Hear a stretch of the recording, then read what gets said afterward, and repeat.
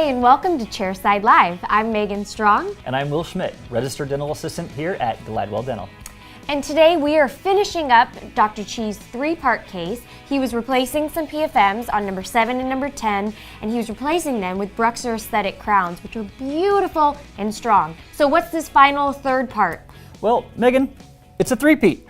Today, Dr. Chi is going to cement these crowns, but also, to finish this case beautifully, he's going to be doing a composite on tooth number 8. Awesome. Let's see the final restorative result. Thanks, Will and Megan.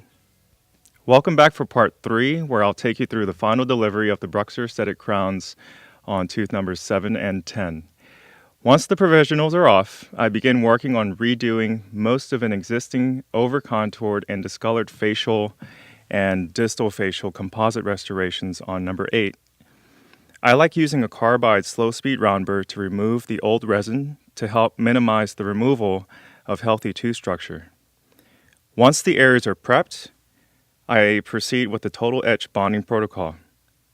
Etching first with 37% phosphoric acid for 15 seconds, followed by Kerr's OptiBond Universal Adhesive, and then restore with Camouflage Nanohybrid Flowable Composite shade A2, using a clean explorer to mold the composite into position.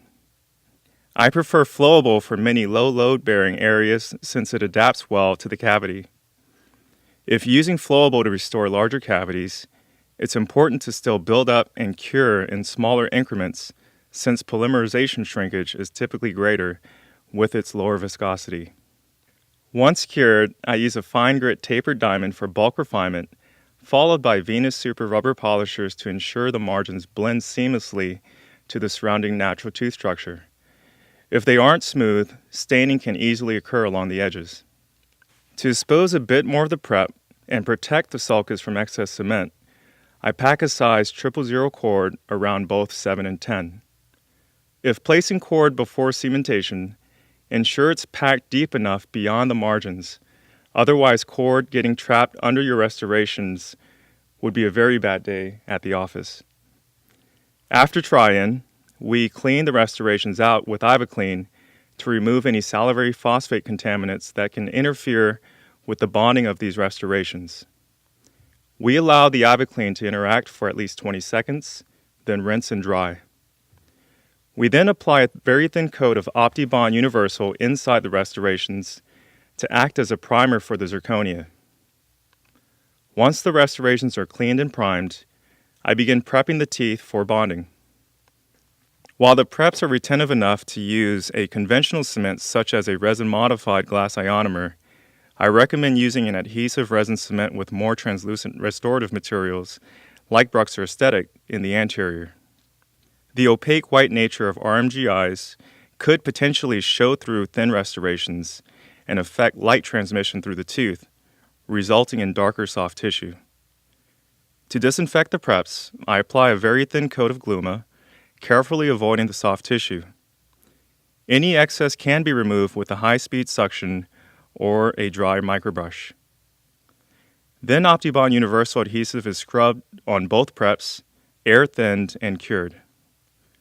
The restorations are loaded with clear Kerr NX3 adhesive resin cement and then seated into place. With a tack cure of about 3 seconds on the facial and lingual, the excess cement enters a gel state for easy removal. After flossing to remove any excess interproximally, we final cure for 20 seconds per surface. Adjustments to BruxZir Esthetic can be made with a fine grit diamond burr and then polished smooth with a diamond impregnated polishing wheel. Here I use polishers from the Venus Super Kit. Well, that concludes the treatment process for this case. The patient was very happy with the new restorations, even commenting that the results exceeded her expectations. If you're seeking an uncompromising material for strength and translucency, BruxZir Esthetic is just that. I look forward to sharing more transformations with this amazing material in the future. Well, thank you so much for that, Dr. Chi. This was a great case, and it's always a pleasure to see you in action. Now, if you missed the first 2 installments, visit chairsidelive.com and catch up. I think it's a good idea. Well, for this episode, we're all wrapped up for today, but on behalf of everyone here at Glidewell Dental, thank you so much for watching. And we'll meet you right back here next time.